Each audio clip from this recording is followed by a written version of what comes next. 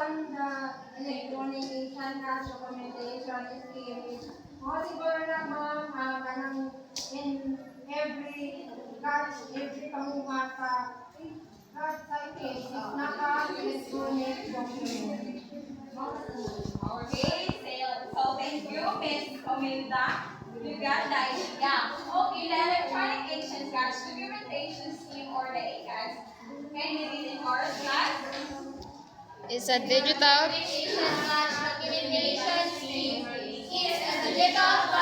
designed to improve fisheries traceability, combat illegal, unreported and unregulated fishing, and facilitate the trade of fish products within Southeast Asia.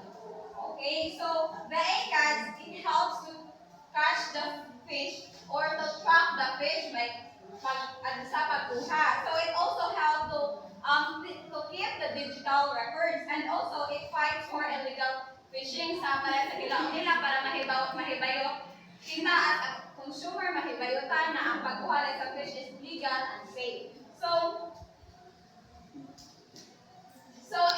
it is developed by the Southeast Asian Fisheries Development Center or the SafeDec and partners. So it transformed from the traditional paper-based into digital system or digital documentation, which is the ECAD. So covering the supply chain from sea to lake.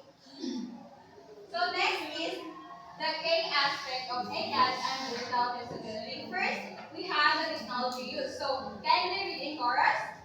The ECAD uses apps and digital tools to make recording and checking fish catches easier. For example, fishermen can use mobile phones to report their catch. Ports use digital skills to weigh directly into the system.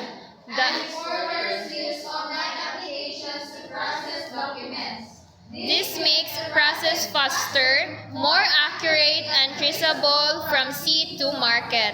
So, sa mga digital or mga digital tools nga na I mentioned, first we have the Mobile phones. So, instead of ang farmer is nag-focus into paper-based documentation or how to keep the records, ang fishermen is magamit na lang sila og mobile phones.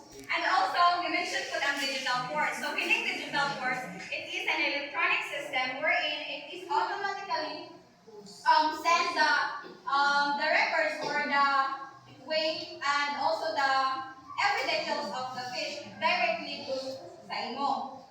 And also online apps that helps the exporter to trade to make it easier and faster.